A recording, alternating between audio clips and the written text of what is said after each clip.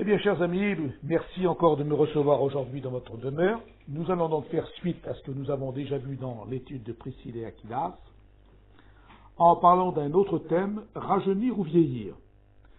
On va donc lire Actes 19, 8, Éphésiens 4, 25. Mais avant de méditer nos textes, j'aimerais vous dire ceci. Une sorte de petite mise en garde. Le peuple chrétien est malade, une maladie spirituelle difficile à guérir. L'habitude, la routine, le temps est devenu un ennemi terrible puisque maintenant beaucoup ont ce qu'on appelle une perte de zèle pour le service du Seigneur. Et le pire, c'est qu'on ne s'en rend pas toujours compte. À l'exemple de certaines maladies qu'on ne soigne pas, le mal s'aggrave et il nous faut constater qu'une partie de l'Église s'endort, s'attriste. On n'arrive plus à arracher un Amen ou un Alléluia. Le peuple chrétien est l'un des publics les plus froids en règle générale. Remarquez certains de nos chanteurs et chanteuses, yeux baissés, dos tournés. D'autres introduisent des chants du monde, public, païen, chaleureux participants. Quelle différence! Pour le témoignage, les regards s'abaissent, pourvu qu'ils ne m'appellent pas. Et certains restent ainsi des années sans pouvoir témoigner de leur foi. Et le pire, c'est que ça ne les gêne pas. Il incombe donc aux enfants de Dieu de découvrir le mal, parce que demeurer pour le serviteur de Dieu, une grande difficulté, c'est de faire comprendre aux chrétiens qu'ils sont malades. Et ce n'est pas chose facile, parce que certains le prennent mal, se fâchent. Aujourd'hui, je peux prendre le risque, si je peux en aider quelques-uns, je penserai que je n'aurai pas alors perdu mon temps. L'Église est en train de vivre une crise. On pourrait appeler ça la crise de la foi. On est en train de vivre une déchéance parmi les enfants de Dieu. Quand on a identifié le mal, c'est plus facile de le combattre. Voyez-vous, autrefois en Europe, il y a de cela bien des siècles, l'Europe était ravagée par la misère et les maladies. Le choléra, la rage, la tuberculose, et à cette époque-ci, il n'existait aucun traitement. Les gens mouraient comme les mouches. Le pire, les médecins eux-mêmes ignoraient les causes. Les gens étaient résignés, ils ne luttaient plus. Si à l'époque on aurait dit que toutes ces maladies étaient dues à des virus, des microbes qu'on ne voit pas, des choses invisibles, personne n'y aurait cru. Et il a fallu donc la découverte des hommes de science tels que Pasteur, Koch ou Calmette pour convaincre les incrédules que toute la misère qu'ils avaient venait d'un monde invisible qui leur faisait une guerre terrible. Eh bien, voyez-vous, nous avons la même chose à faire dans l'Église de Jésus-Christ. Nous avons à combattre un monde invisible que la Bible appelle les démons. Sachons les mauvais effets que leur action peut faire sur l'Église du Seigneur. Les choses invisibles de Dieu, dit l'Écriture, Romains chapitre 1er verset 20. Les perfections invisibles de Dieu se voient comme à l'œil nu. Ou encore Colossiens 1,15, Jésus est l'image du Dieu invisible. Donc la prédication, elle devient un moyen efficace de lutter contre l'erreur. Pour certains, écouter la prédication, c'est un véritable fardeau. Ils ont du mal à la supporter. On va écouter aisément 2 heures de chant et 30 minutes de message, c'est long pour certains gens. Ils se lèvent, partent, d'autres restent par politesse, mais ils sont absents. Ils bougent, ils sont mal à l'aise, ils n'ont qu'une envie, c'est que le pasteur dise Amen. Ouf, c'est fini. Ceci me rappelle ce texte de 2 Timothée 4,3, où il est dit que dans les derniers temps, les gens auront du mal à supporter la saine doctrine. Pourtant, voyez-vous, nous avons un grand besoin de vérité. Hébreux 5,12 est là pour nous le dire, à partir du verset 11, ainsi que Osée 4,6. Ils osent dire la vérité. Le prophète disait, mon peuple est détruit parce qu'il lui manque la connaissance. Celui de l'auteur aux Hébreux dit, vous devriez être des maîtres et vous avez encore besoin qu'on vous enseigne comme des enfants. Je sais que dans le monde païen, on dit que toutes les vérités ne sont pas bonnes à dire, mais ça, c'est pour le monde qui n'est pas chrétien. Nous voulons être utiles à l'œuvre de Dieu. C'est pourquoi on n'hésite pas à dévoiler le mal sur ces formes qu'ils sont. L'ennemi des chrétiens au 1er siècle, c'était les empereurs romains, Auguste, Tibère, Claude, Caligula, Néron, Vespasien, Adrien, Domitien, Trajan, de véritables cancers pour l'Église. Être chrétien, c'était signer son arrêt de mort. Prêcher et rendre témoignage au risque de sa vie, eh bien, il fallait le faire. Et vous, chrétiens, qu'auriez-vous fait si vous aviez vécu à cette époque-là? Eux, ces chrétiens de ces premières heures, ils ont osé, appelons-les les risques-tout, des hommes hors du commun, tels que Timothée, Tychique, Onésime, Tite, Trophime, Épaphrodite, Luc, et combien d'autres. Ils ont tout sacrifié pour servir Jésus-Christ. Pourtant, ce n'étaient pas des hommes hors du commun quand on le remarque. Timothée, c'était un sang mêlé, moitié juif, moitié grec. De plus, il était de santé fragile, il souffrait de l'estomac. De plus, il avait une jeunesse qu'on avait tendance à mépriser. Et pourtant, il était responsable de l'église d'Éphèse, et il ira même jusqu'en prison pour sa foi. Onésime, c'était un jeune esclave, il se convertit probablement en prison, fera équipe avec Tychique, et il deviendra, pour la circonstance, les postiers de l'Évangile. Parce que, voyez-vous, de Rome jusqu'à Éphèse, 2000 kilomètres au moins, eh bien, il portera les épîtres à Éphèse, à Colosse, à Philippe, à Philémon, bravant les intempéries, les pillards. Il fallait à tout prix protéger les écrits. Qui d'entre nous aurait accepté de tels risques pour seulement porter des lettres? Il n'y avait vraiment pas de gloire pour porter une lettre. Mais voyez-vous, sans ces hommes courageux, sans ces garçons hors du commun, la moitié du Nouveau Testament n'existerait pas. Pendant des jours, Tite va aller d'église en église pour ramasser quelques maigres offrandes. Oh, c'était pas pour lui, mais c'était pour les chrétiens de Jérusalem. Il va aller même jusque dans l'île de Crète, tout seul. Quelle consécration! Abandonner famille, amis, église, et se retrouver au milieu de la Méditerranée dans une île où les mœurs, disons, laissent vraiment à désirer. Épaphrodite, il était de Philippe pour aller jusqu'à Rome, 1000 kilomètres au moins. Et lui, il va venir pour aider Paul. Et il va tellement travailler, il va venir jusqu'à épuisement. Je me suis souvent posé la question, mais de quelle pâte ils étaient faits, ces hommes, qu'ils étaient prêts à tout pour réaliser les promesses de Dieu.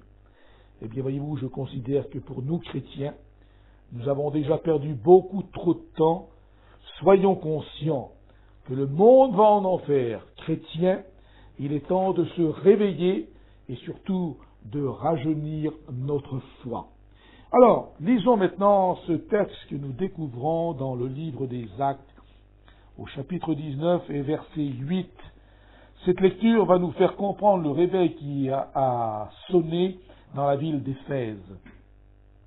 Il est dit que Paul entra dans la synagogue où il parla librement pendant 3 mois. Il discourut sur des choses qui concernent le royaume de Dieu.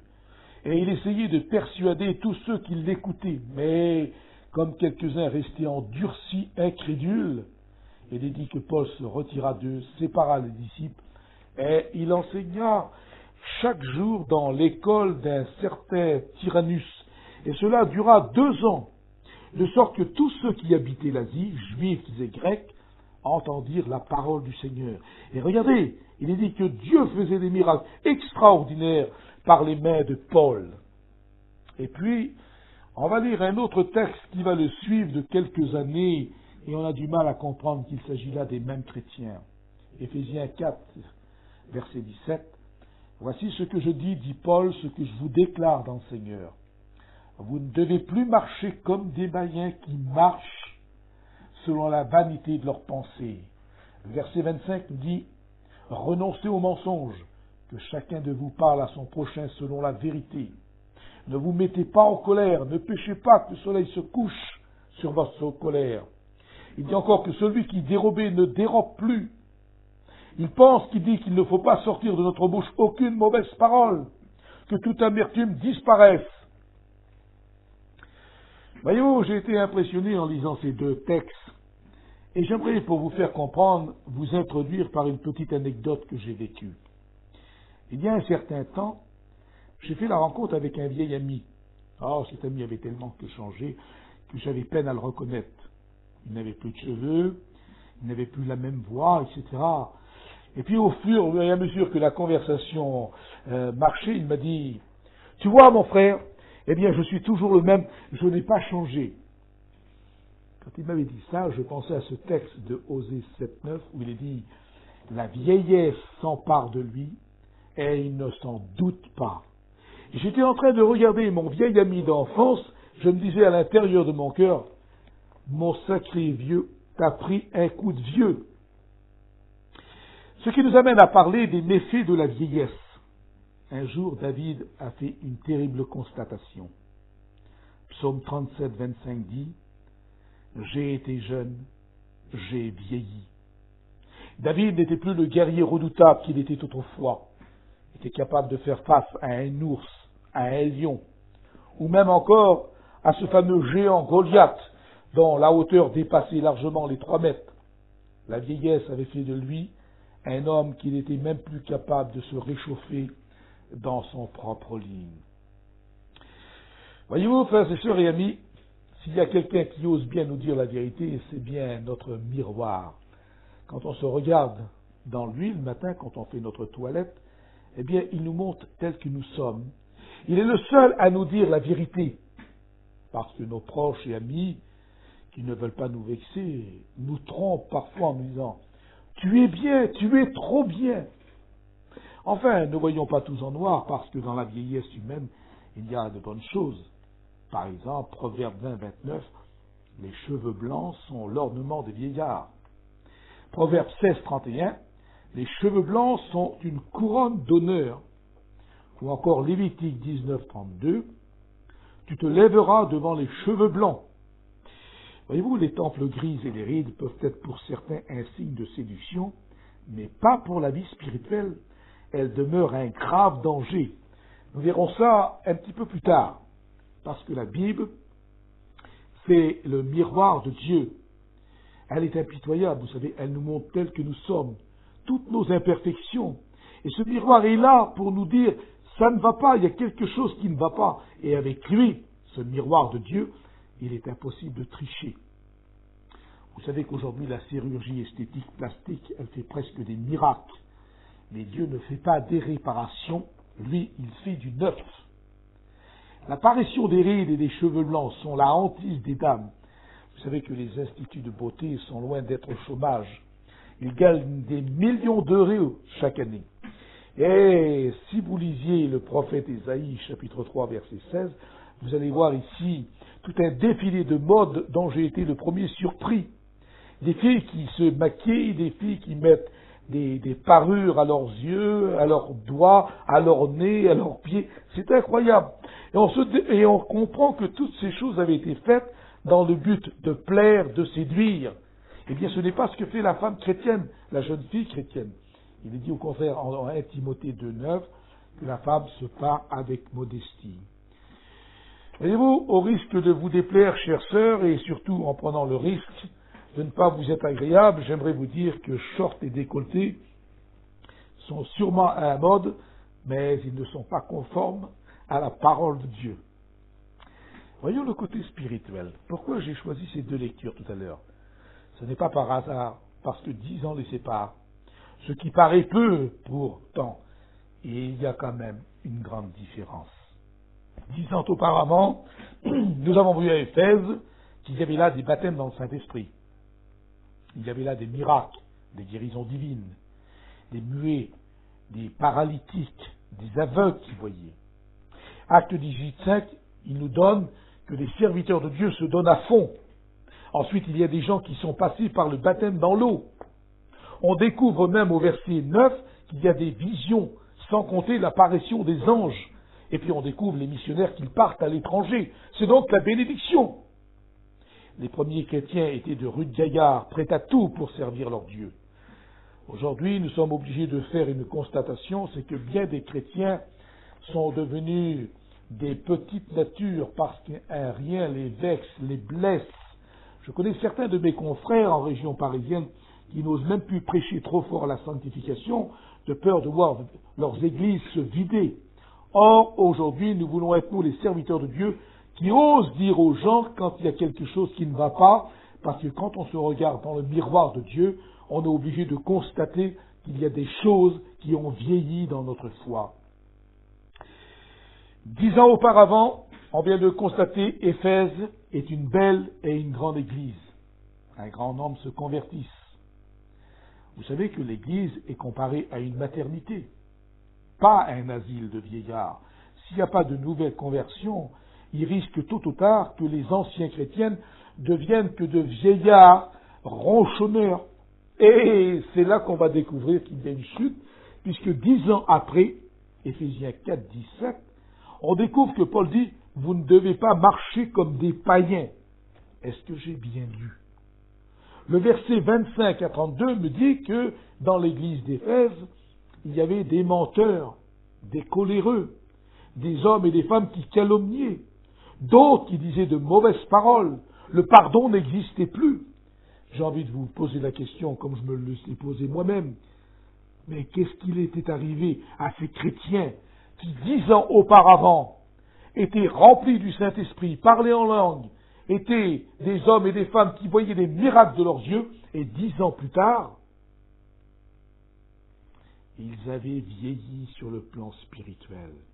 Et voyez-vous, le livre de l'Apocalypse, chapitre 2, versets 4 et 5, il nous donne les vrais motifs. Et là, c'est Jésus qui parle. Ce que j'ai contre toi, Éphésiens, dit-il, eh bien, c'est que tu as abandonné ton premier amour. Vous remarquerez qu'entre la première évangélisation de Corinthe et la remarque de Jésus fait dans l'Apocalypse, quelques 43 ans se sont passés. Le temps avait été l'ennemi pour tous ces chrétiens. Le temps nous fait parfois oublier. Mais Dieu, frères et sœurs, lui, n'oublie pas. Il est doué d'une excellente mémoire. Et le temps n'efface pas le péché.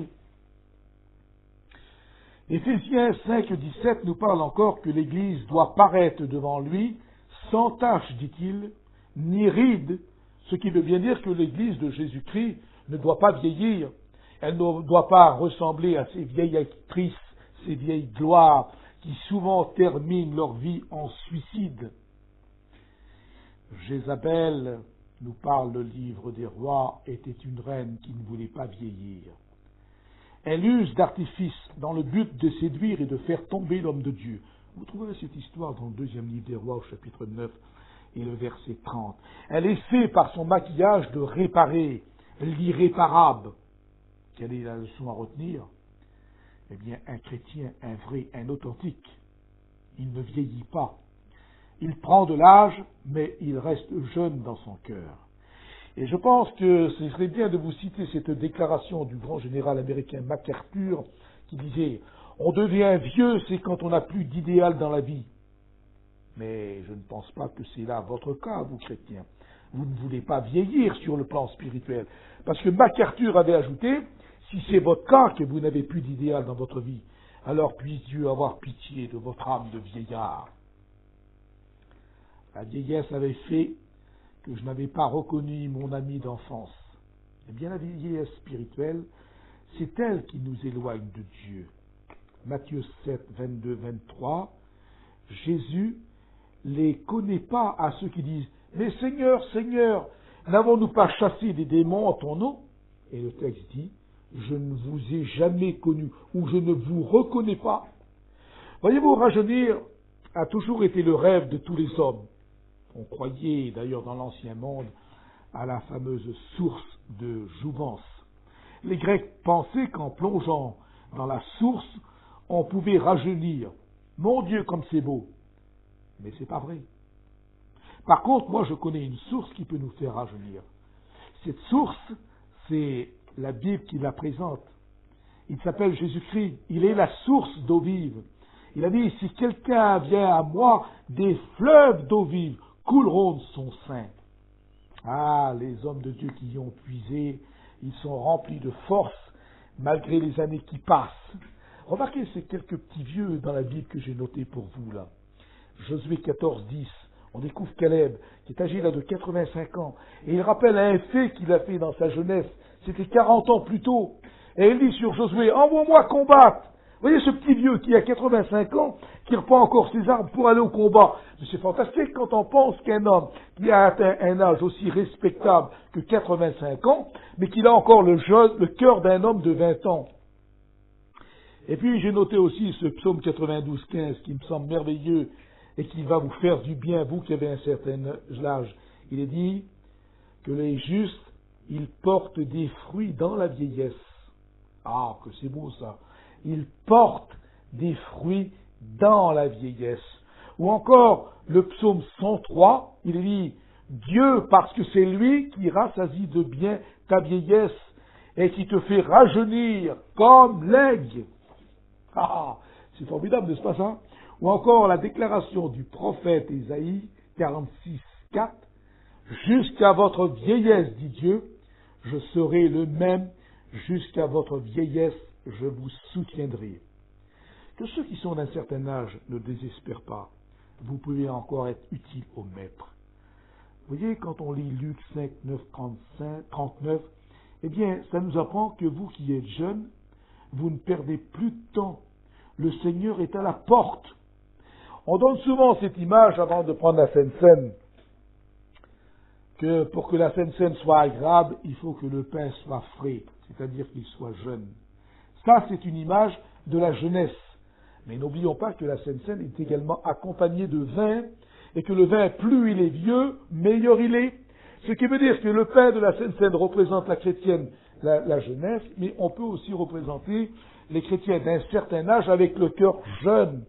C'est pour ça que notre vieille Bible, justement, est composée de deux parties, l'Ancien Testament et le Nouveau Testament, mais les deux n'en font qu'un. Alors, vous qui êtes âgés, ne désespérez pas, et vous qui êtes jeunes, demeurez toujours jeunes pour son service. Soyons des vrais chrétiens avec un grand courage et avec un grand dévouement, et partons à la conquête des âmes pour le salut de l'humanité. Amen.